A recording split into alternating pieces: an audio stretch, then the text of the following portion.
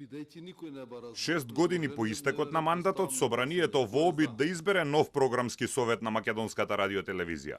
Собраниската комисија за избори и именување треба да ја подготви листата од 13 кандидати од пријавените 24 за членови на советот со мандат од 5 години.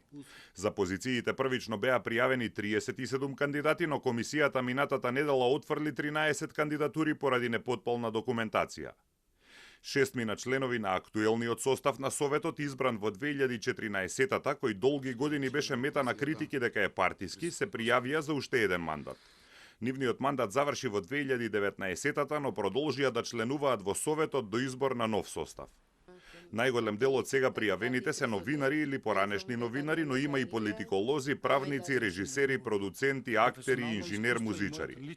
Меѓу пријавените е и сегашната председателка на програмскиот совет, професорката на Финки Смилка Јанеска Саркањац. Сопруга на неформалниот идеолог на ВМРО-ДПМН е професор Бранислав Саркањац, кој своевремено беше и советник на премиерот Никола Груевски.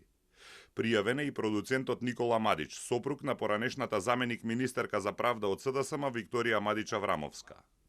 Собранието и во 2019-та и во 2021 година се обиде да избере нов програмски совет на Македонската радиотелевизија, но не го обезбеди потребното двотретинско мнозинство, па стариот продолжи со работа.